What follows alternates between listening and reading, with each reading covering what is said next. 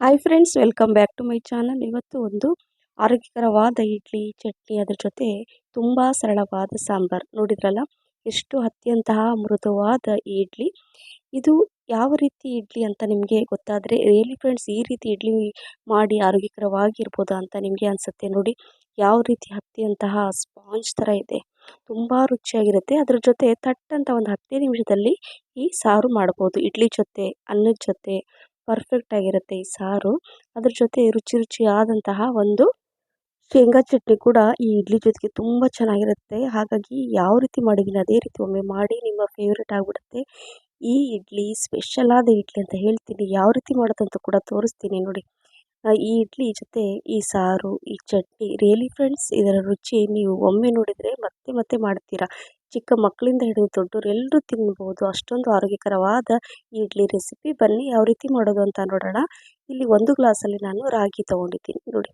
ಈಗ ಈ ಒಂದು ರಾಗಿ ಅಂದರೆ 1 ಗ್ಲಾಸಷ್ಟು ರಾಗಿನ ತೊಗೊಂಡು ಈಗ ಒಂದು ಪಾತ್ರೆಯಲ್ಲಿ ಹಾಕ್ಕೊಂಡಿದ್ದೀನಿ. ಇದು ಏನಂತ ನೀವು ಯೋಚನೆ ಮಾಡ್ತಾ ಇದ್ರೆ, ಇದು ನವಣೆ. ಅರ್ಧ ಗ್ಲಾಸಷ್ಟು ನವಣೆ ತೊಗೊಂಡಿದ್ದೀನಿ. ರಾಗಿ 1 ಗ್ಲಾಸ್ ಆದರೆ ಅರ್ಧ ಗ್ಲಾಸಷ್ಟು ನವಣೆ. ಅದೇ ಗ್ಲಾಸಲ್ಲಿ 1/4 ಗ್ಲಾಸಷ್ಟು ನಾನು ಇಲ್ಲಿ ಉದ್ದಿನಬೇಳೆ ತೊಗೊಂಡಿದ್ದೀನಿ. 1 ಟೀ ಸ್ಪೂನಷ್ಟು ಮೆಂತ್ಯಕಾಳು, ಒಂದು ಸ್ಮಾಲ್ ಕಪ್ಪಲ್ಲಿ, ಟೀ ಕಪ್ ಅಂತ ಹೇಳ್ತೀವಿ ಅದರಲ್ಲಿ ನೋಡಿ, ಇದು ಸಬ್ಬಕ್ಕಿ, ಸ್ಮಾಲ್ ಸಬ್ಬಕ್ಕಿ ಬರುತ್ತೆ, ಅದನ್ನು ಹಾಕ್ಕೊಂಡಿದ್ದೀನಿ. ಹಾಕ್ಕೊಂಡು ಒಂದು 2ರಿಂದ 3 ಟೈಮ್ ನೀಟಾಗಿ ತೊಳೆದ್ಬಿಟ್ಟು ಇದನ್ನು 5ರಿಂದ 6 ತಾಸುಗಳ ಕಾಲ ಇದನ್ನು ನೆನೆಸ್ಲಿಕ್ಕೆ ಇಡಬೇಕಾಗತ್ತೆ. ನೋಡಿ ಈ ರೀತಿ ನೀಟಾಗಿ ತೊಳೆದು ಈಗ ನಾನು ಇದನ್ನು ಇಡ್ತೀನಿ. ತುಂಬ ಚೆನ್ನಾಗಿರುತ್ತೆ. ಸಬ್ಬಕ್ಕಿ ಹಾಕೋದ್ರಿಂದ ಒಂಥರ ಸ್ಪಾಂಜ್ ಥರ ಬರುತ್ತೆ ಮತ್ತು ತುಂಬ ರುಚಿಯಾಗಿರುತ್ತೆ. ಆರೋಗ್ಯಕ್ಕೆ ಕೂಡ ತುಂಬ ಒಳ್ಳೆಯದು. ನೋಡಿ ಈ ರೀತಿ ಹಾಕ್ಬಿಟ್ಟು ಈಗ ನಾನು ನೀರು ಹಾಕಿ ನಾನು ನೆನೆಸಿದ್ದೆ ಅಲ್ವಾ, ಒಂದು 5ರಿಂದ 6 ಗಂಟೆಗಳ ಕಾಲ ಇದು ನೆನೆದಿದೆ. ಈಗ ಇದನ್ನು ನಾನು ರುಬ್ಕೊಳ್ತೀನಿ. ಮತ್ತು ಇದರಲ್ಲಿ ಏನೂ ಆ್ಯಡ್ ಮಾಡೋ ಹಾಗಿಲ್ಲ, ಅಷ್ಟೇ ಸಾಕು. ಸೊ ಈಗ ಒಂದು ಮಿಕ್ಸಿ ಜಾರಲ್ಲಿ ಇದನ್ನು ಹಾಕ್ಕೊಂಡು ರುಬ್ಕೊಳ್ತೀನಿ. ಸ್ವಲ್ಪ ನೀರು ನೋಡ್ಕೊಂಡು ಹಾಕ್ಕೋಬೇಕು, ಯಾಕಂದರೆ ನಾವು ಇಡ್ಲಿ ಮಾಡ್ತಾ ಇರೋದ್ರಿಂದ ತುಂಬ ತೆಳುನೂ ಇರಬಾರ್ದು, ತುಂಬ ಗಟ್ಟಿನೂ ಇರಬಾರ್ದು. ಸ್ವಲ್ಪ ನೀರು ಹಾಕ್ಕೊಂಡು ಇದನ್ನು ರುಬ್ಕೊಂಡು ಒಂದು ಪಾತ್ರೆಯಲ್ಲಿ ತೆಗೆದಿಡ್ತಾ ಇದ್ದೀನಿ ನೋಡಿ. ಈಗ ಇದನ್ನು ಈ ರೀತಿ ತೆಗೆದುಬಿಟ್ಟು ಉಳಿದಿರೋಂಥದ್ದನ್ನು ಕೂಡ ಸೇಮ್ ಅದೇ ರೀತಿ ಒಂದು ಮಿಕ್ಸಿ ಜಾರಲ್ಲಿ ಹಾಕ್ಕೊಂಡು ಸ್ವಲ್ಪ ನೀರು ಹಾಕ್ಕೊಂಡು ರುಬ್ಕೊಂಡು ತೆಗೆದಿಡ್ತೀನಿ. ಈ ರೀತಿಯಾಗಿ ಮಾಡಿಬಿಟ್ಟು ಈಗ ನಾನು ಇದರಲ್ಲಿ ರುಚಿಗೆ ತಕ್ಕಷ್ಟು ಉಪ್ಪನ್ನು ಹಾಕ್ಕೊಂಡು ಮಿಕ್ಸ್ ಮಾಡಿಬಿಟ್ಟು ರಾತ್ರಿ ಎಲ್ಲ ನಾನು ಇದನ್ನು ಹಾಗೆ ಮುಚ್ಚಿಟ್ಬಿಡ್ತೀನಿ. ಯಾಕಂದರೆ ಬೆಳಗ್ಗೆ ಇಡ್ಲಿ ಮಾಡಬೇಕಲ್ವ. ಸೊ ನೋಡಿ, ಈಗ ನಿಮಗೆ ಬೆಳಗ್ಗೆ ಹೊತ್ತು ತೋರಿಸ್ತೀನಿ ಎಷ್ಟು ಚೆನ್ನಾಗಿ ಉಪ್ಪು ಬಂದಿದೆ ನೋಡಿ. ಬ್ಯಾಟರ್ ತುಂಬ ಚೆನ್ನಾಗಿ ಬಂದಿದೆ. ಪರ್ಫೆಕ್ಟಾಗಿ ಇಡ್ಲಿಗೆ ಯಾವ ರೀತಿ ಬೇಕು ಅದೇ ಹದಕ್ಕೆ ಬಂದಿದೆ. ಸೊ ಈ ರೀತಿ ಇಡ್ಲಿ ಹಿಟ್ಟು ಕರೆಕ್ಟಾಗಿ ಬಂದರೆ ತುಂಬ ಚೆನ್ನಾಗಿ ಸ್ಪಾಂಜ್ ಥರ ಬರುತ್ತೆ, ಹತ್ತಿ ಥರ ಇಡ್ಲಿ ಬರುತ್ತೆ. ಸೊ ಇದನ್ನು ಸೈಡ್ ಇಟ್ಬಿಟ್ಟು ಈಗ ಒಂದು 10 ನಿಮಿಷದಲ್ಲಿ ಈ ಸಾರು ಮಾಡೋಣ. ಸ್ವಲ್ಪ ಡಿಫ್ರೆಂಟಾಗಿ ಮಾಡ್ತಾಯಿದ್ದೀನಿ ಸಾರು. ತೊಗರಿ ಬೇಳೆ ಬದಲು ಇವತ್ತು ನಾನು ಮಸೂರ್ ದಾಳನ್ನು ಯೂಸ್ ಮಾಡಿಬಿಟ್ಟು ಈ ಸಾರು ಮಾಡ್ತಾಯಿದ್ದೀರಿ. ಇನ್ಸ್ಟೆಂಟ್ ಸಾರು ಅಂತ ಹೇಳ್ಬೋದು. ಈಗ ಒಂದು ಕುಕ್ಕರ್ ಇಟ್ಟಿದ್ದೀನಲ್ವ, ಸೊ ಕುಕ್ಕರ್ ಸ್ವಲ್ಪ ಬಿಸಿ ಆಗಲಿ ಸೈಡಲ್ಲಿ ಇಟ್ಟಿದ್ದೀನಿ. ಅಷ್ಟರಲ್ಲಿ 1 ಈರುಳ್ಳಿ, 3 ಟೊಮೆಟೊ ನಾನು ಹೆಚ್ಚಿಟ್ಟಿದ್ದೀನಿ. ಹಾಗೆ ಸ್ವಲ್ಪ ಬೆಳ್ಳುಳ್ಳಿ ಕೂಡ ಜಜ್ಜಿಟ್ಟಿದ್ದೀನಿ. ಎಣ್ಣೆ ಹಾಕಿದ ಮೇಲೆ ಸ್ವಲ್ಪ ಎಣ್ಣೆ ಬಿಸಿ ಆದಮೇಲೆ ಸ್ವಲ್ಪ ಸಾಸಿವೆ, ಜೀರಿಗೆ, ಇಂಗು, ಹಾಗೆ ಬೆಳ್ಳುಳ್ಳಿ, 1 ಎಸಳು ಬೆಳ್ಳುಳ್ಳಿ ಜಜ್ಜಿಬಿಟ್ಟು ಇಟ್ಕೊಂಡಿದ್ದೆ, ಅದನ್ನು ಹಾಕಿ ಕಲರ್ ಚೇಂಜ್ ಆದಮೇಲೆ ಹೆಚ್ಚಿರುವಂತಹ 1 ಈರುಳ್ಳಿ ಹಾಕ್ಕೊಂಡು, ಈರುಳ್ಳಿ ಎಲ್ಲ ಫ್ರೈ ಆದಮೇಲೆ ಹೆಚ್ಚಿರುವಂತಹ ಟೊಮೆಟೊ ಹಾಕ್ಕೋಬೇಕು. ಸ್ಮಾಲ್ ಸೈಜಲ್ಲಿ 3 ಟೊಮೆಟೊ ಇತ್ತು, ಅದನ್ನು ಹಾಕ್ಕೊಂಡಿದ್ದೀನಿ. ಸ್ವಲ್ಪ ಅರಿಶಿನ, 2 ಟೀ ಸ್ಪೂನಷ್ಟು ಅಚ್ಚ ಖಾರದ ಪುಡಿ ಹಾಕ್ಕೋಬೇಕು. ಹಾಗೆ 1 ಟೀ ಸ್ಪೂನಷ್ಟು ಧನಿಯಾ ಪುಡಿ, ರುಚಿಗೆ ತಕ್ಕಷ್ಟು ಉಪ್ಪು ಹಾಕ್ಕೊಂಡು ಮಿಕ್ಸ್ ಮಾಡಿಕೊಂಡು ಎಲ್ಲ ಮ್ಯಾಶ್ ಆಗಬೇಕು. ಅಂದರೆ ಟೊಮೆಟೊ ಎಲ್ಲ ಸಾಫ್ಟ್ ಆಗೋ ತನಕ ಇದನ್ನು ಮಿಕ್ಸ್ ಮಾಡ್ಕೋಬೇಕು. ನಂತರ ಇಲ್ಲಿ ಏನು ಮಾಡೋಣ ಅಂದರೆ ನೋಡಿ, ಈ ರೀತಿಯಾಗಿ ಮ್ಯಾಶ್ ಆಗಬೇಕು, ಚೆನ್ನಾಗಿ ಫ್ರೈ ಆಗಬೇಕು. ಈಗ ನಾನು ಇದರಲ್ಲಿ ಸಿಮ್ಮಲ್ಲಿ ಇಟ್ಟಿರ್ತೀನಿ ಕುಕ್ಕರು ನೋಡಿ. ಈಗ ನಾನು ಹೇಳಿದ್ನಲ್ವ, ತೊಗರಿ ಬೇಳೆ ಬದಲಾಗಿ ನಾನಿಲ್ಲಿ ಮಸೂರ್ ದಾಳನ್ನು ಯೂಸ್ ಮಾಡ್ತೀನಿ. ತುಂಬ ರುಚಿಯಾಗಿರುತ್ತೆ ಈ ಸಾರು. ಒಮ್ಮೆ ನೀವು ಟ್ರೈ ಮಾಡಿ, ಖಂಡಿತವಾಗ್ಲೂ ಇಷ್ಟ ಆಗುತ್ತೆ. ಒಂದು ನೋಡಿ, ಇಲ್ಲಿ ಅರ್ಧ ಕಪ್ಪಷ್ಟು ನಾನು ಈ ಮಸೂರ್ ದಾಲನ್ನು ಹಾಕ್ಕೊಂಡು 2ರಿಂದ 3 ಟೈಮ್ ನೀಟಾಗಿ ತೊಳೆದು ಈಗ ಇದರಲ್ಲಿ ಡೈರೆಕ್ಟಾಗಿ ಏನು ಈಗ ಒಗ್ಗರಣೆ ಹಾಕಿಟ್ಟಿದ್ವಲ್ಲ, ಸೊ ಅದರಲ್ಲಿ ಇದನ್ನು ಹಾಕ್ಕೊಳ್ತಾ ಇದ್ದೀನಿ. ಹಾಕ್ಕೊಂಡು ಮಿಕ್ಸ್ ಮಾಡಿಕೊಂಡು ಇದಕ್ಕೆ ಎಷ್ಟು ಬೇಕೋ ಅಷ್ಟು ನೀರನ್ನು ಹಾಕ್ಕೋಬೇಕಾಗತ್ತೆ. ನಾವು ಒಟ್ಟು 3 ಕಪ್ಪಷ್ಟು ನೀರನ್ನು ಹಾಕ್ಕೊಂಡಿದ್ದೀನಿ. ನಿಮಗೆ ಸಾರು ನೋಡಿಕೊಂಡು ನೀವು ಬೇಳೆ ಎಷ್ಟು ಹಾಕ್ಕೊಂಡಿರ್ತೀರ ಕ್ವಾಂಟಿಟಿ ನೋಡಿಕೊಂಡು ನೀರನ್ನು ಹಾಕ್ಕೋಬೇಕು.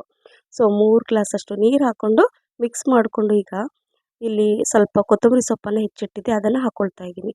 ಹಾಕ್ಕೊಂಡು ಈಗ ಮಿಕ್ಸ್ ಮಾಡಿಕೊಂಡು ಇದನ್ನು ಕುಕ್ಕರ್ ಲಿಡ್ಡನ್ನು ಕ್ಲೋಸ್ ಮಾಡ್ತಾ ಇದ್ದೀನಿ. ಕ್ಲೋಸ್ ಮಾಡಿ 4 ವಿಸಲ್ ಮೀಡಿಯಮ್ ಫ್ಲೇಮಲ್ಲಿ ಮಾಡಿಕೊಂಡ್ರೆ ಈ ಸಾರು ರೆಡಿ ಆಗುತ್ತೆ. ಸೊ ನೋಡಿ, ಮೀಡಿಯಮ್ ಫ್ಲೇಮಲ್ಲಿ 4 ವಿಸಲ್ ಮಾಡ್ಕೊಳ್ತೀನಿ ನೋಡಿ. ಈಗ ಸಾರು ಕೂಡ ಆಯಿತು. 4 ವಿಸಲ್ ಆದಮೇಲೆ ನಿಮಗೆ ತೋರಿಸ್ತಾ ಇದ್ದೀನಿ. ತುಂಬ ಚೆನ್ನಾಗಿರುತ್ತೆ ಈ ಸಾರು, ಮತ್ತು ಬಿಸಿ ಬಿಸಿ ಅನ್ನಕ್ಕೆ ಕೂಡ ಆಗುತ್ತೆ. ಒಮ್ಮೆ ನೀವು ಬೆಳಗ್ಗೆ ಇಡ್ಲಿಗಂತ ಏನಾದರೂ ಮಾಡಿದರೆ ಫುಲ್ ಡೇ ನಿಮಗೆ ಟೆನ್ಷನ್ ಫ್ರೀ ಆಗಿರ್ಬೋದು ಈ ಸಾರು ಮಾಡಿಬಿಟ್ಟು ನೋಡಿ. ಎಷ್ಟು ಚೆನ್ನಾಗಿ ಬಂದಿದೆ. ಸೊ ತೊಗರಿಬೇಳೆ ಯೂಸ್ ಮಾಡಿ ಸಾರು ಮಾಡ್ತಾ ಇರ್ತೀರಾ, ಈ ಮಸೂರ್ ದಾಲನ್ನು ಯೂಸ್ ಮಾಡಿ ಒಮ್ಮೆ ಸಾರು ಮಾಡಿ ಅದನ್ನು ಸೈಡಲ್ಲಿ ಇಟ್ಕೊಂಡಿದ್ದೀನಿ. ಈಗ ನೋಡಿ ಇಡ್ಲಿ ಬ್ಯಾಟರ್ ನಿಮಗೆ ತೋರಿಸ್ತಾ ಇದ್ದೀನಲ್ವಾ. ಸೊ ಈಗ ಇಡ್ಲಿ ಮಾಡ್ಕೊಳ್ಳೋಣ. ಇಡ್ಲಿ ಪಾತ್ರೆ ನಾನು ನಿಮಗೆ ತೋರಿಸ್ತೀನಿ, ತುಂಬ ಬೇಗ ಆಗುತ್ತೆ. ಈಗ ಏನು ಉಪ್ಪು ಹಾಕಿ ಕಲಸಿಟ್ಟಿದ್ವಿ ಅದನ್ನು ಕೂಡ ಕರೆಕ್ಟಾಗಿ ಅದು ಒಂದು 5 ನಿಮಿಷ ರೆಸ್ಟ್ ಮಾಡಲಿಕ್ಕೆ ಇಟ್ಟಿದ್ದೆ. ಸೊ ಈಗ ಇಡ್ಲಿ ಪಾತ್ರೆಯಲ್ಲಿ 1 ಗ್ಲಾಸಷ್ಟು ನೀರು, ಅಂದರೆ ಸ್ಟೀಮ್ ಮಾಡಲಿಕ್ಕೆ ಎಷ್ಟು ಬೇಕೋ ಅಷ್ಟು ನೀರನ್ನು ಹಾಕ್ಕೊಂಡಿದ್ದೀನಿ. ಇಲ್ಲಿ ಒಂದು ಬ್ರಷ್ನ ಸಹಾಯದಿಂದ ಸ್ವಲ್ಪ ಇಡ್ಲಿ ತಟ್ಟೆಯಲ್ಲಿ ಸ್ವಲ್ಪ ಎಣ್ಣೆ ಸ್ಪ್ರೆಡ್ ಮಾಡಿಬಿಟ್ಟು ನಾನು ರೆಡಿ ಮಾಡಿ ಎಲ್ಲ ಇಟ್ಟಿದ್ದೀನಿ. ಈಗ ಒಂದು ಸ್ಪೂನಲ್ಲಿ ನೋಡುತ್ತಾ ಇದ್ರಲ್ಲ, ಸ್ವಲ್ಪ ಸ್ವಲ್ಪನೇ ಎಷ್ಟು ಬೇಕೋ ಅಷ್ಟು ನೋಡಿಕೊಂಡು ಹಿಟ್ಟನ್ನು ಅಂದರೆ ಬ್ಯಾಟರನ್ನು ನಾನು ಹಾಕ್ಕೊಂಡು ಎಲ್ಲ ಇಟ್ಕೊಳ್ತೀನಿ. ಸೊ ನೋಡಿ ಇದೇ ರೀತಿಯಾಗಿ ಎಲ್ಲ ಇಡ್ಲಿ ನಾನು ಮಾಡಲಿಕ್ಕೆ ರೆಡಿ ಮಾಡಿ ಇಟ್ಕೊಳ್ತಾ ಇದ್ದೀನಿ. ಎಲ್ಲ ಬ್ಯಾಟರ್ ಹಾಕ್ಬಿಟ್ಟು ಎಲ್ಲ ರೆಡಿ ಮಾಡಿ ಈಗ ಕುದೀತಾ ಇರೋ ನೀರು ನೋಡಿ, ಈಗ ನೀರು ಕೂಡ ಕುದೀತಾ ಇದೆ. ಈಗ ಸ್ಟೀಮ್ ಮಾಡ್ಕೊಳ್ಳೋಣ. ಸೊ ಇದು ಒಂದು 10ರಿಂದ 15 ನಿಮಿಷ ಸ್ಟೀಮ್ ಆಗಲಿ, ಸೈಡಲ್ಲಿ ಇಟ್ಕೊಂಡಿರ್ತೀನಿ. ಅಷ್ಟರಲ್ಲಿ ನಾನು ಒಂದು ರುಚಿಯಾದ ಒಂದು ಸ್ಪೆಷಲ್ ಚಟ್ನಿ ಮಾಡ್ತಾಯಿದ್ದೀನಿ. ಈ ಇಡ್ಲಿಗೆ ಈ ಚಟ್ನಿ ತುಂಬ ಚೆನ್ನಾಗಿರುತ್ತೆ. 1 ಕಪ್ಪಷ್ಟು ಇಲ್ಲಿ ಶೇಂಗಾ ತೊಗೊಂಡಿದ್ದೀನಿ. ಶೇಂಗಾ ಅದನ್ನ ಹುರ್ಕೋಬೇಕು.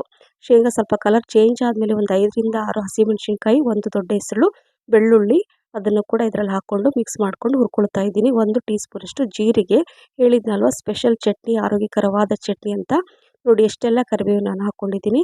ಸೊ ಕರಿಬೇವು ಕೂಡ ನೀಟಾಗಿ ತೊಳೆದ್ಬಿಟ್ಟು ಇದರಲ್ಲಿ ಹಾಕ್ಕೊಂಡು ಸ್ವಲ್ಪ ಕಲರ್ ಚೇಂಜ್ ಆದ ತಕ್ಷಣ ಒಂದು ಪ್ಲೇಟಲ್ಲಿ ತೆಗೆದಿಟ್ಕೊಳ್ತೀನಿ. ಅಷ್ಟರಲ್ಲಿ ಅಲ್ಲಿ ನಾನು ಇಡ್ಲಿ ಇಟ್ಟಿದ್ನಲ್ವ, ಸೊ ಅದು ಕೂಡ ಆಗಿದೆ. ಆಫ್ ಮಾಡಿಬಿಟ್ಟು ಅದನ್ನು ಸ್ವಲ್ಪ ಒಂದು 5 ನಿಮಿಷ ರೆಸ್ಟಲ್ಲಿ ಇರುತ್ತೆ.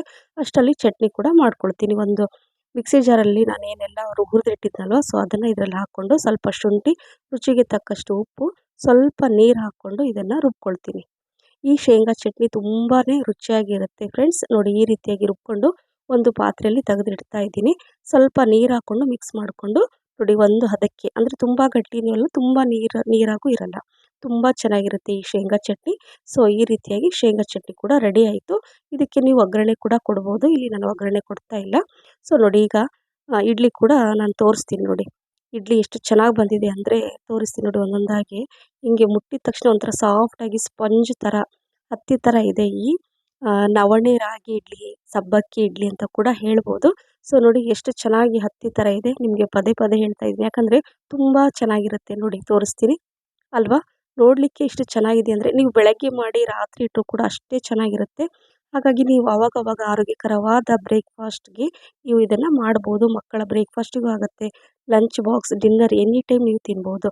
ಸೊ ಇಡ್ಲಿ ಕೂಡ ರೆಡಿಯಾಗಿದೆ. ಹಾಗೆ ಈ ರುಚಿ ರುಚಿಯಾದ ಸಾರು, ಹಾಗೆ ಆರೋಗ್ಯಕರವಾದ ಈ ಶೇಂಗಾ ಚಟ್ನಿ ಕೂಡ ಈ ಇಡ್ಲಿ ಜೊತೆ ನೀವು ತಿಂತಾನೆ ಇರ್ತೀರ ಅಂತ ಹೇಳ್ತಾ, ಈ ರೆಸಿಪಿ ನಿಮಗೆ ಇಷ್ಟ ಆಗಿದ್ದರೆ ಫ್ರೆಂಡ್ಸ್ ಲೈಕ್, ಶೇರ್, ಕಮೆಂಟ್ಸ್ ಮತ್ತು ಸಬ್ಸ್ಕ್ರೈಬ್ ಮಾಡೋದನ್ನು ಮರಿಬೇಡಿ. ಹಾಗೆ ನೀವು ಫ್ರೆಂಡ್ಸ್ ಮತ್ತು ಫ್ಯಾಮಿಲಿ ಕೂಡ ಶೇರ್ ಮಾಡಿ ಅಂತ ಹೇಳ್ತಾ, ಮತ್ತೆ ಇನ್ನೊಂದು ಹೊಸ ರೆಸಿಪಿ ಜೊತೆ ಸಿಗ್ತೀನಿ. ಅಲ್ಲಿವರೆಗೂ thank you for watching. Bye.